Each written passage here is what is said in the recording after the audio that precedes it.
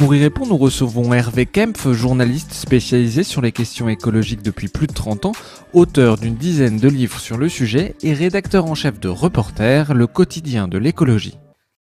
Justement, la majorité des médias en France sont entre les mains d'une poignée de milliardaires qui ont des intérêts industriels très marqués, certains dans le bâtiment, dans la téléphonie, dans le transport, l'énergie.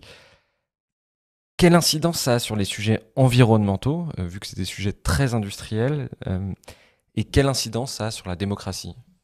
Alors, reposez-moi la question de la démocratie, parce que je réponds à la première, puis après j'oublie les autres. Quelle incidence ça a sur le traitement de l'environnement? Monsieur Bouygues possède TF1.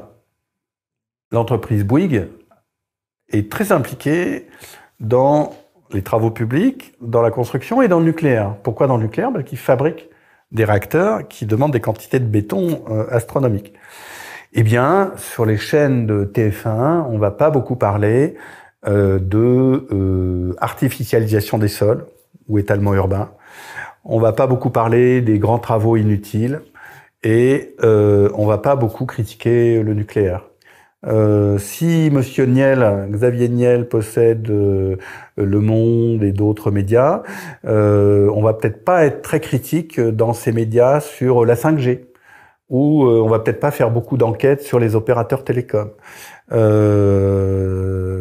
etc., etc. Si Monsieur Bolloré possède CNews, bientôt Europe 1, je crois, le journal du dimanche, je crois qu'il est en train d'acheter Paris Match, il est en train d'acheter le groupe Lagardère, et je dois en oublier, c'est pas pour parler d'environnement, c'est pour pousser, entre autres choses, Monsieur Zemmour et les idées d'extrême droite.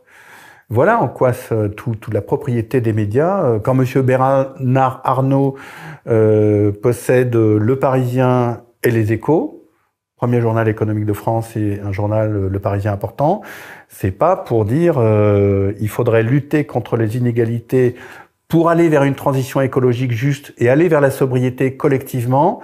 Mais si on réduit les inégalités, il y aura moins de gens qui achèteront des produits de luxe. Or, Monsieur Bernard Arnault a bâti toute sa fortune en vendant des produits de luxe. Vous voyez comment ça fonctionne. Donc, oui, la propriété des médias par des milliardaires, et là, je n'en ai cité que quelques-uns, joue absolument sur l'environnement. Pas tellement, mais en n'en parlant pas, en évacuant les sujets qui fâchent. Et c'est sans doute la principale raison pour laquelle tous ces personnages achètent ces médias, qui sont d'un rendement économique, avouons-le, on va dire modeste dans le meilleur des cas, parce que beaucoup de ces journaux perdent de l'argent.